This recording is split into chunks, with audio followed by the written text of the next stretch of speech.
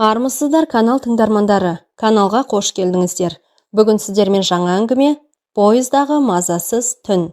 Пойызға біреуді шығарып салсам, қарадан қарап көңілім құлазып, өзім мінсем сол кеткен жағымнан оралмайтындай бір алаң кіретіні рас.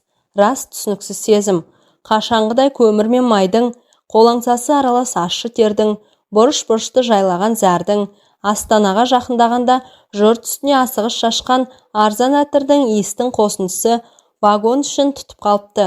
Қостанай Алматы пойызы жылқып барып, жолаушылардың екі қадақ қуанышын, мың жылғы мұңы мен зіл батпан қайғысын ішіне сыйдырып қозғала бастағанда, сыртта Астананың суық желі соғып тұрған. Бірте-бірте перрондағы қимай қарап тұрған жанарлар жалт етіп, бұлғанған қолдар ауа қармап, ауыздар жыбырлап, әлдене деген күйі кірі бес батпан терезеден жым-жылас жоғалып, шалғасынан жатқан дала көрінді. Иреңдеген алып құрт бірте-бірте қарқын алып, суық желді қақ жарып жетіп келеді. Сырты ағал-жағал, мыжырайған жалғыз үйлі разъездерге көз тоқтатып үлгермейсің. Алыстан көзге шалынатын қазақ ауылдары соғыс көргендей тым жүдеу. Әйтеуір қазаққа бұйырған нәрсенің бәрі көнетоз жүдеу, әрі мұңлы күй кешіп тұратыны несі екен деп ойлайсың. Тек салқын самалға кеудесін тосып тыныстап, момақан жатқан дала ғана жаңалау көрініп, қай өңір, қай облыстың тұсында келе жатсаң да, қыраты мен белгі көзге жыл ұшырайды. Купедегі үш әйел де жайғасып үлгеріпті. Қасыма ер адамдар түспесе екен деп тілеп келіп едім, жолым болғанына іштен қуанып қоям. Шашын сарыға боятса да, онысы өңін аша қоймаған қара торы келіншек пойыздың тебіреткеніне рахаттана маужырайды.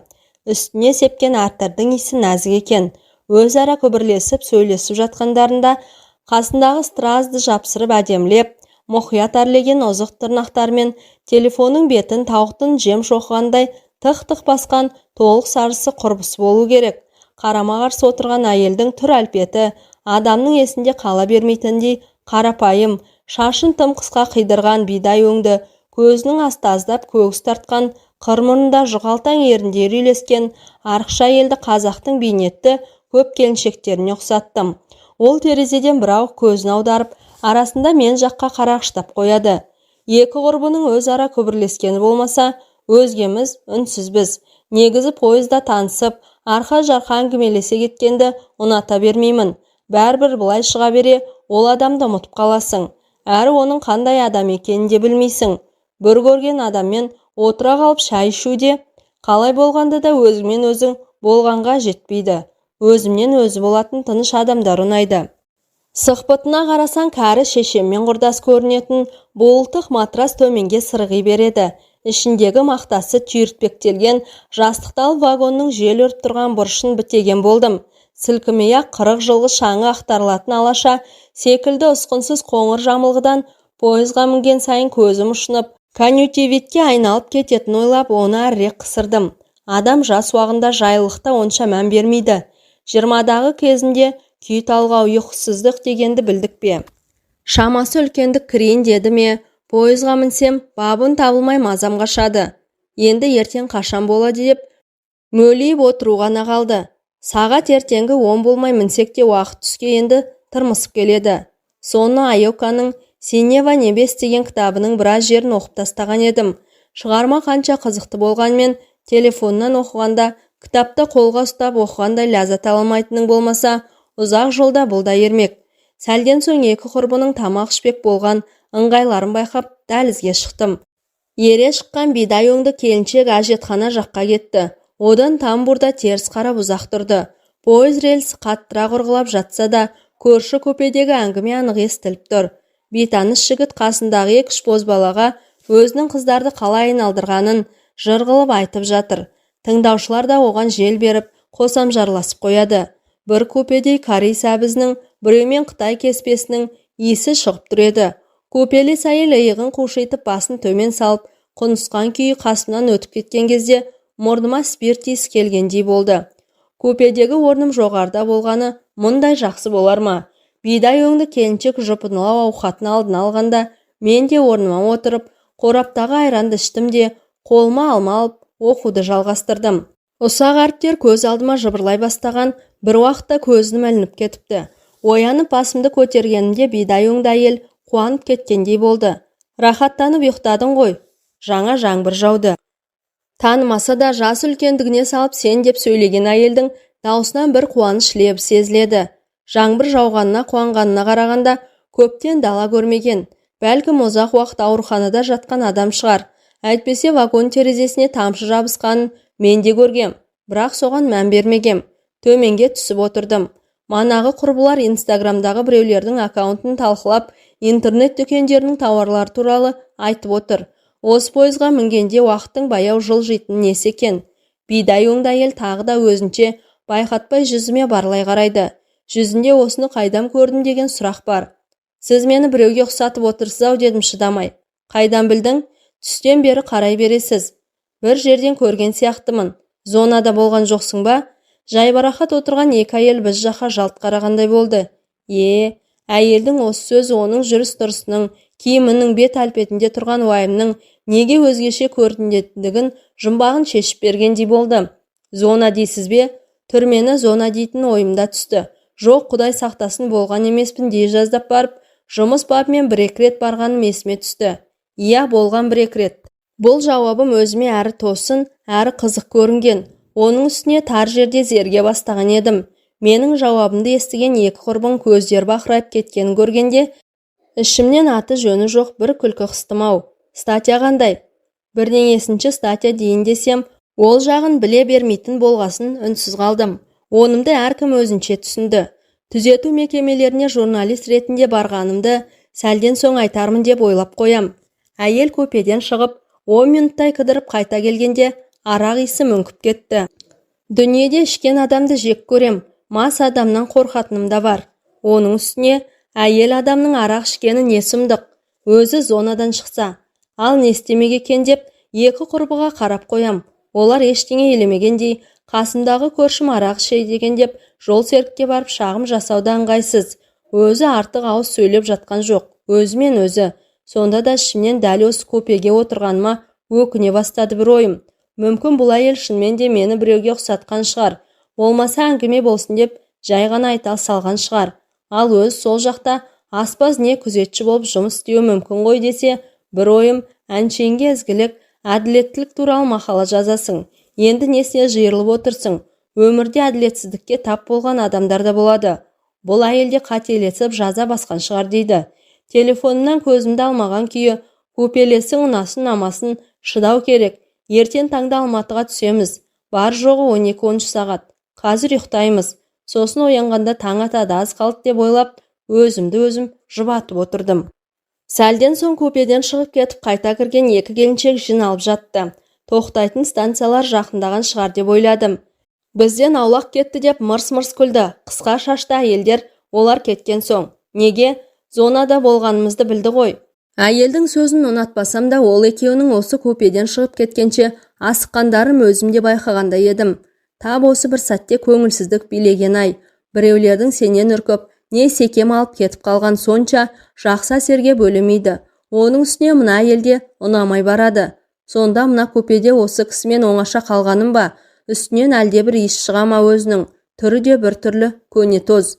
Өзінше мені жақын тартып қоятын қайтерсің. Мен сіз деп сөйлесем де, сен деп. Қайта манағы екеуінің болғаны жақсы еді. Енді келесі станциядан біреулер мінсе екен деп тілеп отырдым.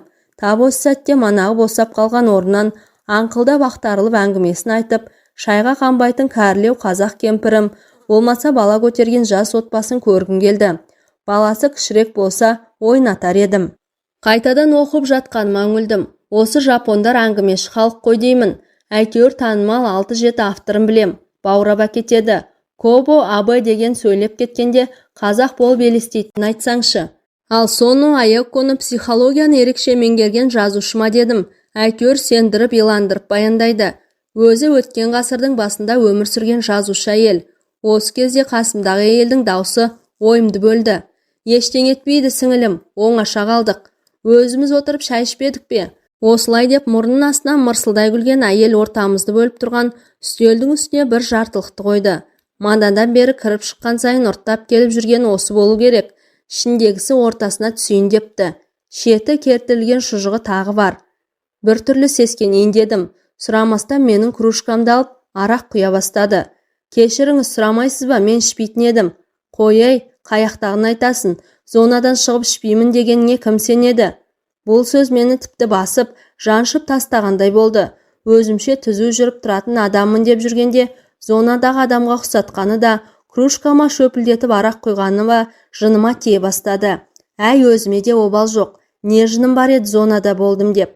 Мен зонада болғам жоқ. Неге? Жаңа ғана болдым деген жоқпысың?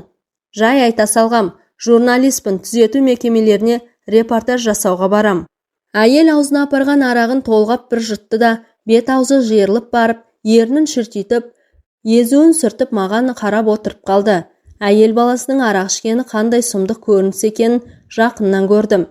Түзеу мекемесі дейді ғой, әлдағандай қылып. Зона десей, Петропавлда ма? Иә, қайдан білдіңіз?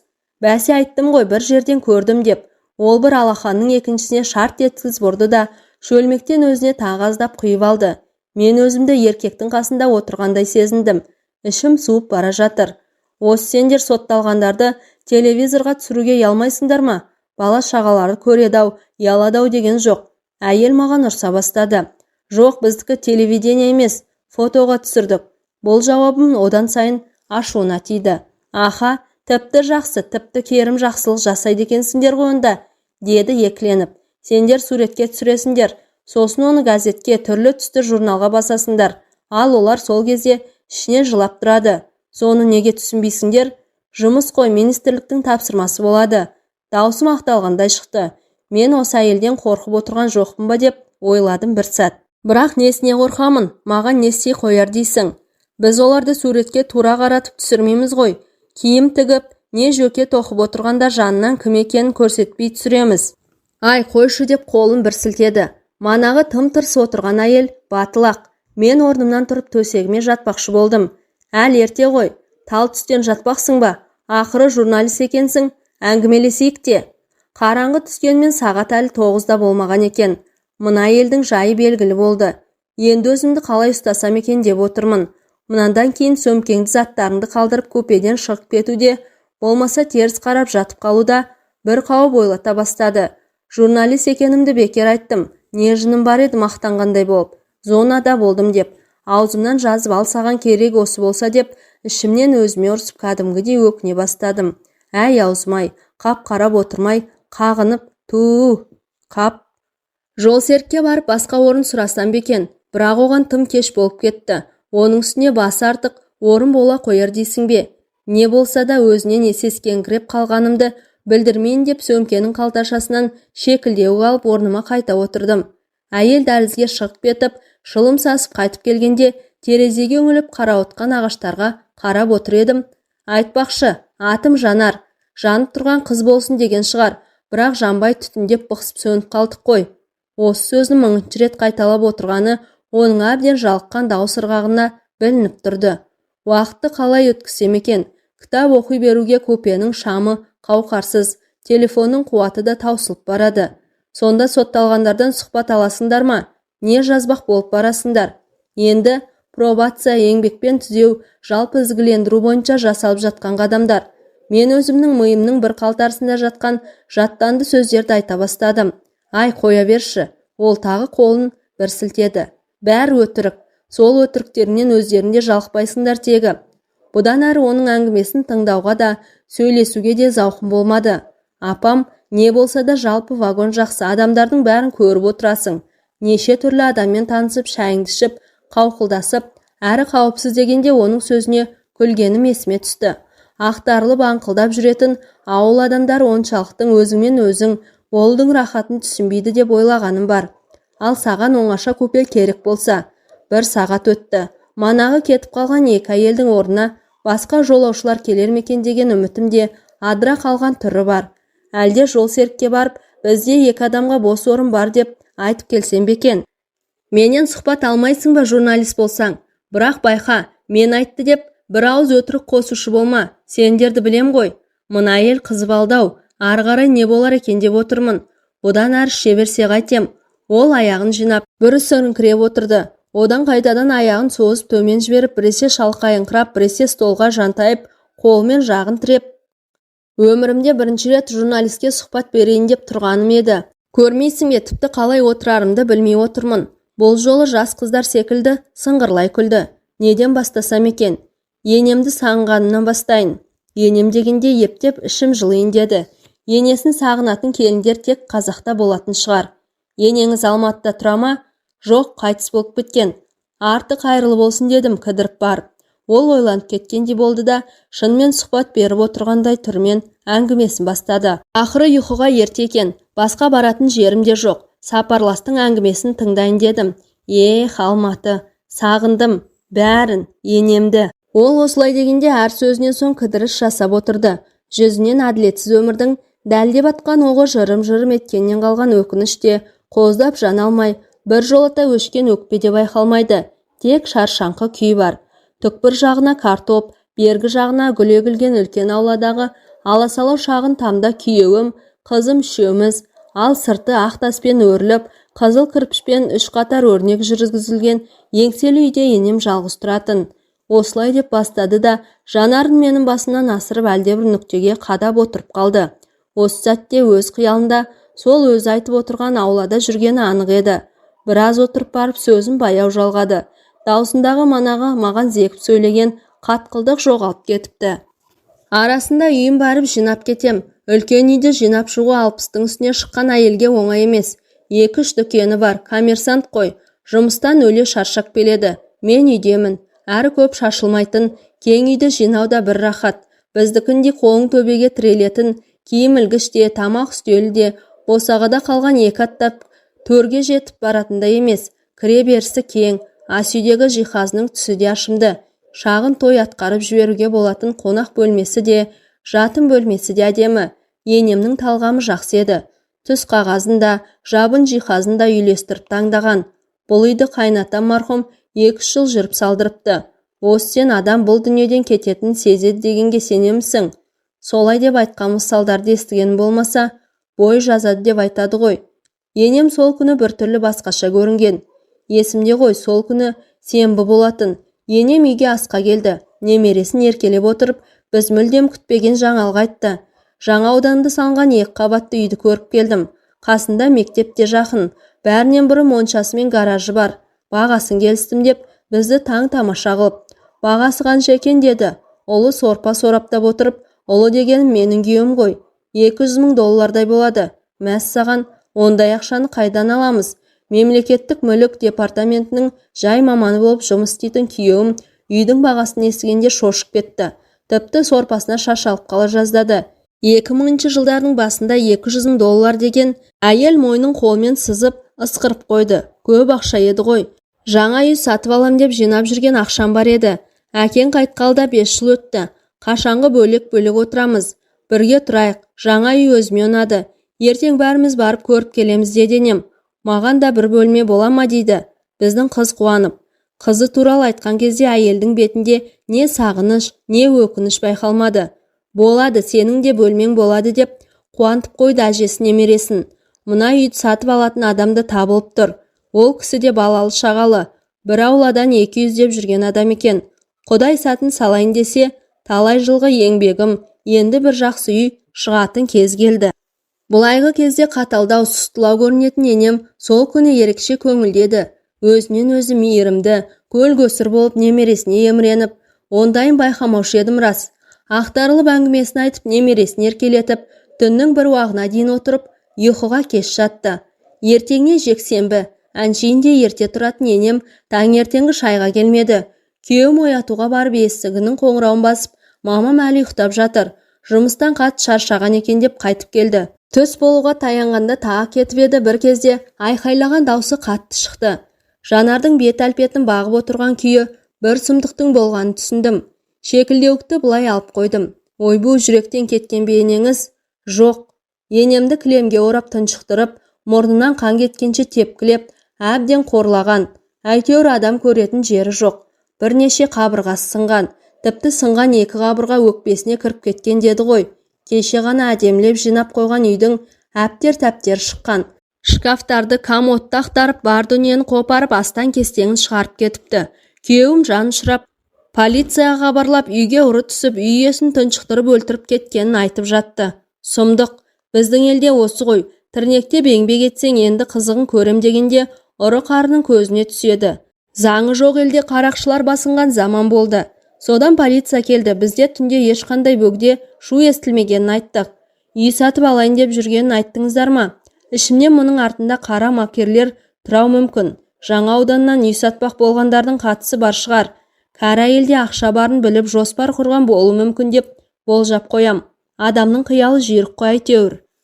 Күйеуім полицияға шешесінің жаңа үй сатып алу туралы ойын бүгін барып сол үйді көрмекші болғанымызды айтты. Бірақ енем айтқан үй сатып алуға жинаған $200,000 ақша табылмады. Құжаттарының арасында банктен есепшот ашылғаны туралы келісім шартта болмады. Сіз ол ақшаны өз көзіңізбен көрдіңіз бе деп сұрады тергеуші. Анам өзінде сондай ақша барын айтқанда таң қалғаным рас. Бұл деген өте көп ақша ғой. Бірақ өзім ол ақшаны көргем жоқ. 2-3 дүкені бар еді.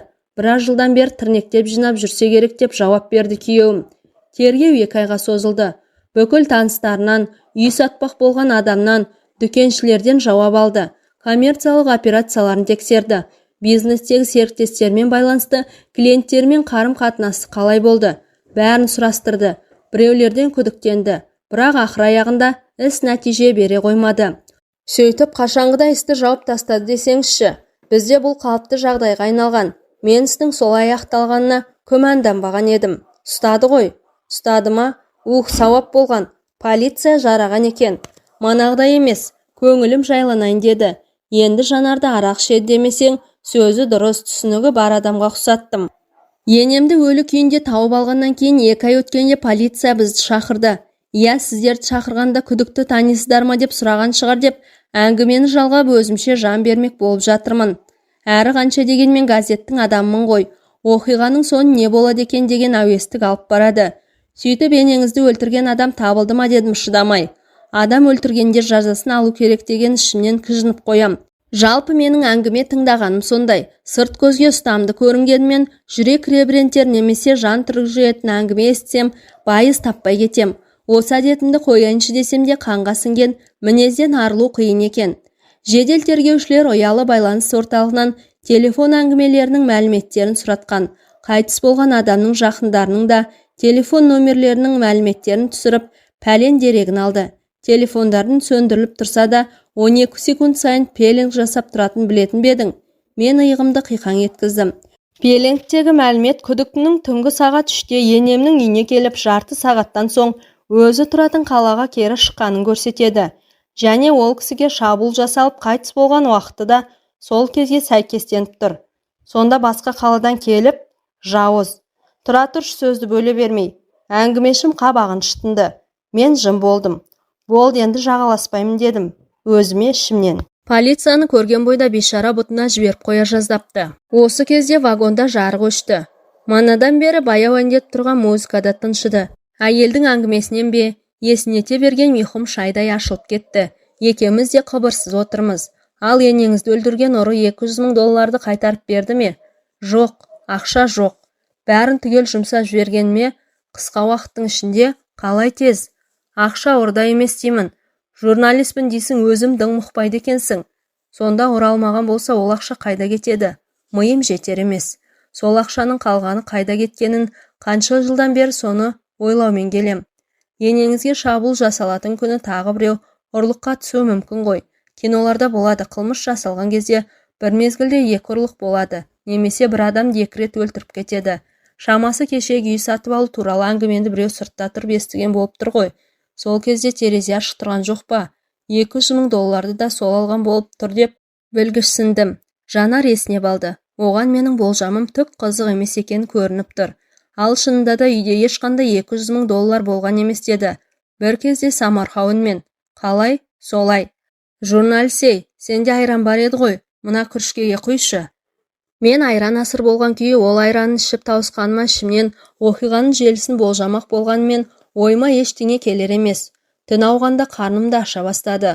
Мана көңіл күйім болмады да үйден ала шыққан тамағымды шығармап едім. Ендігі ашып кеттім екен. Жанға қалып шақсам ба? Бір күні енемнің үйін жинап жатыр едім деп жалғады сөзін ол. Шкафтағы киімдерді шығарып ретімен қатарластыра жинап салдым. Енем көрсе қызар адам емес, бәрін ұқтап киеді. Қымбатын бірақ алады. Одан комодтың тартпаларындағы заттарды да шығарып, ішін сүртіп қайта реттедім.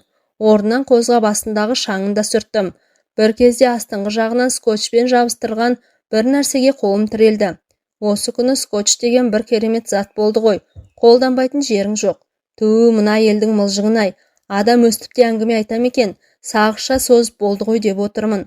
Әлгі оралған буманың пішіні сабын тәрізді, бірақ жұмсақ. Әуестік билеп ашып қарасам қағазға оралған ақша. Ақша болғанда доллар.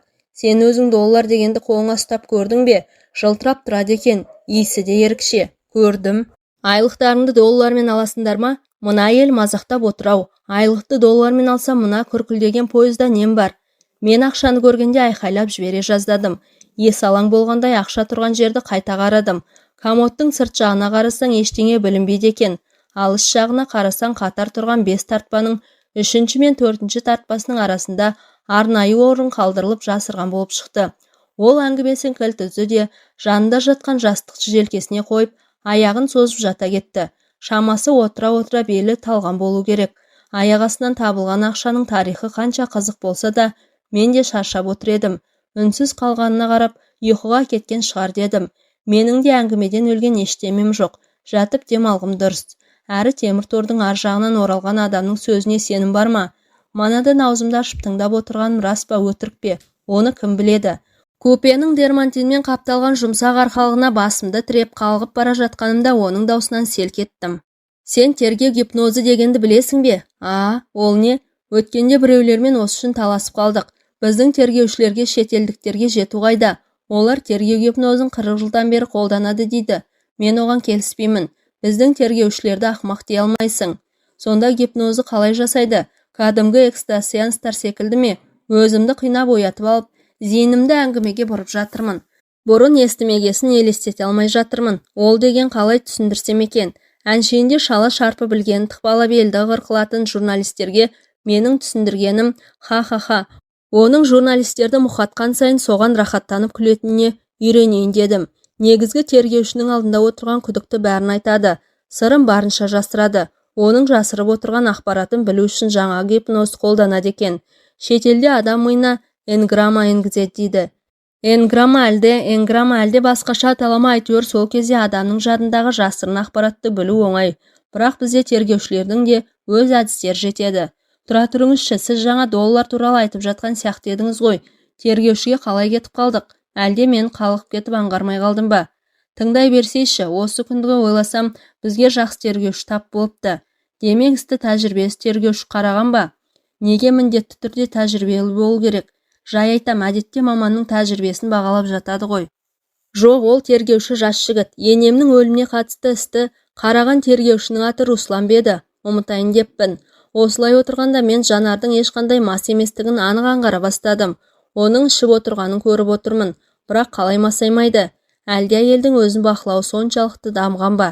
Әлде манағы іштей сескенгенім арасында ішімді мұздатқан әлде бір қорқынышымда жоғалып кеткендей, болмаса менің өзіме осының бәрі қалыпты көріне бастады ма?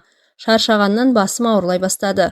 Бірақ көршім сергек қараңғы жерде оның кірпігін көріп отырмасам да, сол кірпіктердің бір қағылмай кішкене қой көздердің мен жаққа тесіліп қарап отырғанын шамалаймын. Сонымен доллар тауып алдыңыз. Ақша енеңіздікі ғой. Тыңдасайшы, не деген шыдамсызсың. Содан таңғалысымда шек болсашы. Енем осынша ақшасы бар туралы айтпаған несі? Күйеуімнің мемлекеттік қызметтен табатын ештеңеге жетпейтін. Мұздатқыш пен теледидарды несиеге алғанымызды білсе де, еш уақытта ақшалай көмектескен емес. Біз бөтенбіз бе? Бізде неге жасырған осынша ақшаны не істемек деп ішімнен өкпелеп тұрсам да, күйеуіме ақша туралы айтқаным жоқ. Бір аптадан соң тағы да үй жинаған кезде әлгі орауды жазып ішінен $100 алды. Қорқсам да сол ақшаға өзіме бірдеңелер сатып алғаным есімде. Одан кейін бірнеше рет $100 суырып кеттім. Сонда енеңіздің ақшасын ұрлап жүрсіз бе? Ят емес пе? Сөзді бөлме, ал енем ештеңе байқайтын емес. Менің де ақша алуым жиіледі.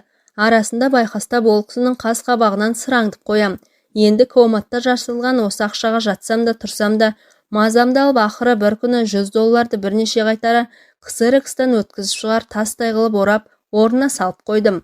бір қарағанда 200 мың доллардың кср іс екен ешкім айыра алмастай. Мәссаған, бүкіл ақша жай көшірме болып қалды ма? Әлгі ақша қалай болып кетті, өзі сіз алып кеттіңіз бе бәрін? Мен осынау ақылға сыймайтын әңгімеден шатыса бастадым. Иә, мен өзім алып кеткен ақшаны қалағанымша жаратып жүрдім. Бірақ ешкімге сезік тудырмау үшін жарқыратып киім не әшеке алған емеспін. Құрбылармен кафеге барғанмын, салонға барғанмын. Тәттілер алып жегенім болмаса, көзге түсетіндей сауда жасағам жоқ. Содан маған бұл бас қатырғыш әңгіме енді қызық көріне бастады.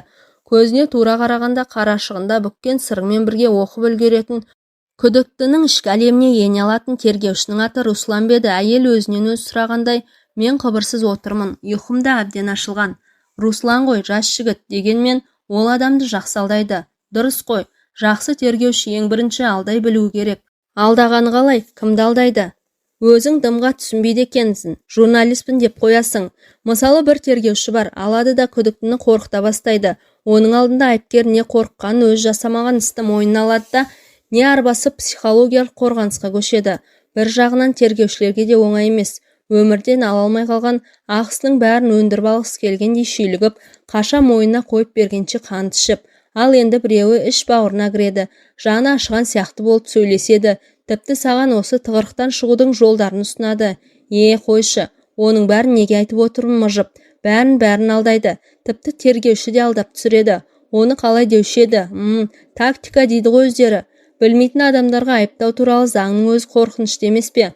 Мысалы, өзі қорқып отырған адамды қылмысын мойындату үшін қылмыстық кодекстің 5 бабы бойынша айып тағу. Осы кезде әйел оқыс күліп жіберді. Қараңғы жердегі күлкі қорқынышты еді.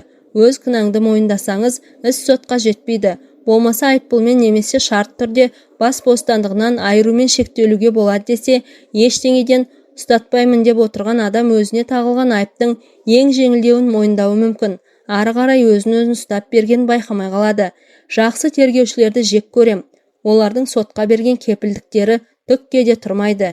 Келіншектің тергеушілер туралы айтқанын ептеп таң қалдырған рас, тіпті кей сөздері көңілге қонатындай. Ондай тосын ойды қанша рет сұхбат алып жүрсем де естімегенімді мойындаймын. Түрме көрген адамдар заң-законды бір адамдай біледі десе, өлсем сенбес едім. Жақсы тергеушіні неге жек көресіз? Ол бәрін біліп қойды ғой. Нені?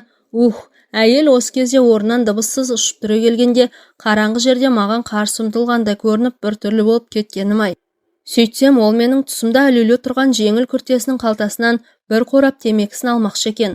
Қалтасынан оттық алып темекісін тұтатқанда бет-аузы нарт қызыл болып көрінді. Енем келіп түскі ас үстінде жаңа үй сатып алатынын, 200 мың доллар ақшасы да дайын екен айтқанда, менің жүрегім тоқтап қала жаздады. Ұрлығым ашылып қалғанда не болатынын ойша елестетіп, жаным шырқырап кетті. Зәрем ұшқан күй кеште күйеуімнің шайына ұйықтататын дәрі салып бердім де, немеренің шегіме телефон шалдым. Осындай жоспар бар, тез жет. Немене? Әңгіменің ауаны қалай өзгеріп бара жатқанын аңғарып, осы сәтке ышқындым ба, даусым қатты шығып кеткен өзімде байқамадым. Сонда сіз енеңізді өлтіруге тапсырып бергенсіз бе? Тыс, не айқайлайсың? Ел ұйықтап жатыр емес пе? Тыныш тыңдауға болмай ма? Әйел менің өзіме дүрсе қоя берді де, енді сыбырлай сөйледі. Ол сөйлеген сайын қалтырап тоңа бастадым. Өзім қалтырап отырып, оның енесіне көз алдында елестетпекші болдым. Байқұс-ай, қандай адам екен. Жаңа ғана келіні оны дүкен ұстаған еңбекқор демеп педі. Үйін жайнатып қойған талғамы жақсы деді. Киімі үйлестіріп киетін айтты. Немересін еркелетіп, тапқан таянғанын жинап, ұлы мен келінін қолына алып бірге тұрмақ болған ана. Сормаңдай әйел. Сондай адамға да опасыздық жасауға бола ма? Басым дыңылдап кетті ме-ау. Әлде мына әйел осының бәрін ойдан шығарып отыр ма? Шынында шын сөзі қайсысы, өтірігі қайсысы екенін айырып болмайтын суайт адамдарда болады. Мына әйелде тар жерде өзінше ермек тауып, менің жүйкеммен ойнап отыру мүмкін ғой. Осылай ойлағаным өз ішімді тыныштандыруға аздап болса да жарағандай. Ана ақша десе кісі өлтіретін туысыным менің бар алғаным $1300, әпкем одан артық төлеген жоқ. Мен тапсырысты орындап шығып келе жатқанда есік табалдырығына қалдырған, сол ғана, басқа ақша көрмедім деп жауап беріпті. Тергеуші менен алған ақшаның қайда екенін сұрады.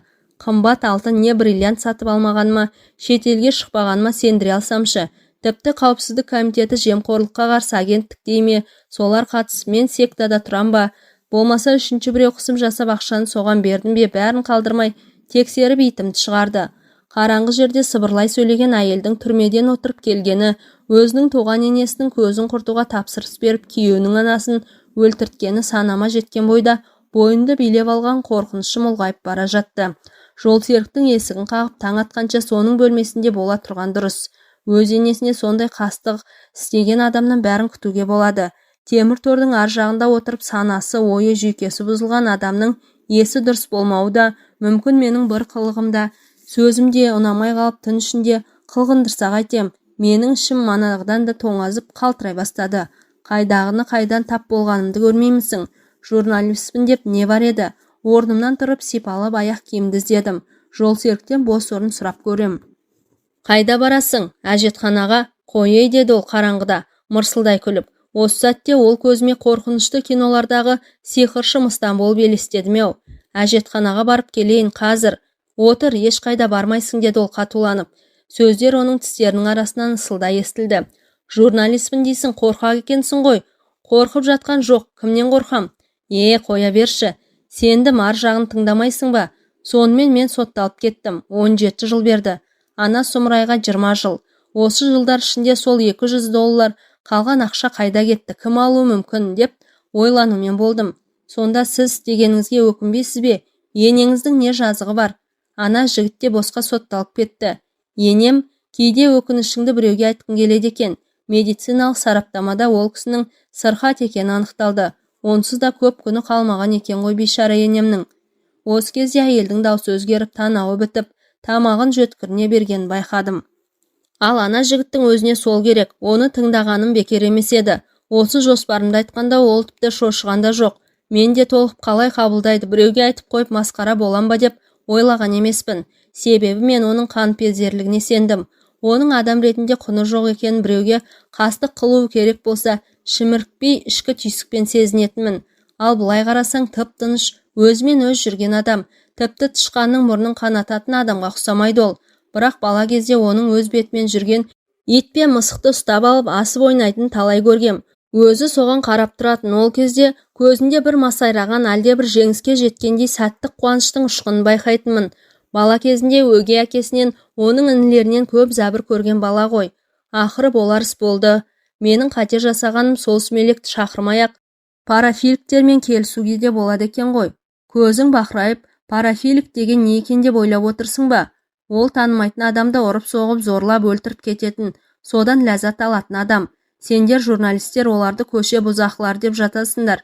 Сендерге салса бәрі жай ғана ерігіп жүрген бұзақы. Дымды да білмейсіңдер ғой сендер. Титтейде қайраты жоқ, қауқарсыз ашудан басым ауырып, шекем солқылдай бастады. Ол ақшаның бәрін жұмсалуы мүмкін емес. Меніңше оны біреу алды. Бірақ кім екенін білмеймін, деді әйел, ұйықтап бара жатып. Апырай, мына әйел жасаған қылмыс үшін еш өкінбейтіні ме? Осыншалық залым адамдарды Құдай жаратады-ау. Жоғарыдағы орныма көтерілуге бұдан ары зауқым соқпады. Егер қазір жатсам ұйықтап қалатыным анық. Мынандай адамның қасында ұйықтауға болмайды. Мынандай адамның қасында түні бойы отырып, бір ауаны жұтқанның өзін айтсайшы. Қарадан қарап жүрегім айнып, енді болмаса лоқсып жүретін сияқтымын. Уланып қалдым ба? Пысылдап ұйықтап кеткен әйелдің кешеден бері арағы көмейімен сасыған жуынды болып қайта шығып, бөлмені күлімсі иіс жайлап алған еді. Сыбдырсыз қозғалып дәлізге шықтым. Бұл жер әлдеқайда жақсырақ екен. Терезеден қарауытқан дала жанды құлазытқандай көңілсіз, көне болып көрінді. Қаба сақал еркек қасынан өтіп бара жатып, әлденеге дегендей болды. Тезірек таң атса екен. Сонна Айокконың Синнева небес кітабы туралы ойладым. Қылмыскер өзіне ұнамаған адамдарды түрлі амал-айламен бір-бірлер жоқ қылып отырады, және мұны қылмыс деп есептемейді. Керісінше, қоғамды нашар адамдардан тазартып жатырмын деп ойлайды. Өзі осы ойдың дұрыстығына еш күмәнданбайды. Шынында да сол құрбандардың арасында сот жазасынан тайқып кеткендерде жазықсыздар да бар еді. Авторлар осындай кітапты не мақсатта жазады екен? Қылмысты көбейту үшін бе, әлде адамдар жауыздықтан сақтану үшін бе? Егер мен осы пойыздағы мазасыз түн туралы жазасын өтеп шыққан әйелдің айтқанын жазсам, нені мақсат етер едім? Бір рет қана оқылатын әңгіме болып қалатын болса, оны жазудың не қажеті бар? Бұдан әрі мен уақыт өткізу үшін әйелдің айтқандарын қайыра еске түсірдім. Бір сәт оның әңгімесі түп-түгел өтірік сияқты көрінді.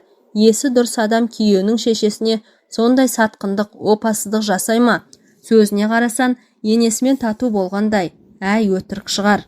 Бірақ көпеге кіргеніне қарап отырғаны, сені бір жерден көрдім деп сендіргені таң қаларлық. Бірнеше жыл бұрын республикадағы бірнеше түзету мекемесіне сапармен барған едік. Біз барғанда Петропавлдағы түзету мекемесінде алтын көз мерекесі өтіп жатқан. Өз үйінде баласының сабағын қарап, күйеуіне шай құйып отыруға тиіс әйелдің түрме сахнасында мәз-мейрам болып ән салып, билегенін көріп жүрегім сазып кеткен.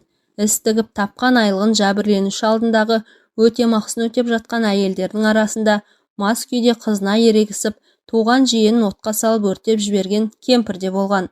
Мойнына ақша мініп, сол ақшадан пайда көрмей өз сөздер жазасын өтеп жатқандар да мас болып сабайтын күйеуіне 20 жыл шыдап келіп, ең соңында ашу үстінде оны өлтіріп алған әйелдің бірнешеуімен сөйлесуге рұқсат берілген. Олардың көзіндегі еш уақытта айықпас өкінішті көріп, қылмыскер болса да тезірек босап шығып, балаларымен қауышса екен дейсің. Бірақ солардың арасында бидай өңді, көзінің асты көгіс тартқан осы әйелді көрген, көрмегенім есімде қалмапты. Мұндай адамдардың есте қалмағаны да жақсы. Таң бозара бастағанда жолсеріктің орнының бергі жағындағы купе ашылып, әуелі қампайып қарын көрініп, артынша жалтыраған бас шықты. Ер адам күркілдеп жөтеле береді. Әдетте мұрнын құрт жегендер ерте тұрады ғой. Тәлтіректеп басып, тамбурға беттеген оның ізінен шылымның иісі келіп жатты. Енді бірер сағатта Алматыға да жетеміз деп қуандым. Пойыз рельсті ұрғылаған сайын жүрегім де қаттырақ соғатын секілді. Әңгіменің соңы. Әңгіме авторы Жадыра Шамұратова. Әңгіме ұнаса, лайк басып пікір қалдыруды ұмытпаңыздар.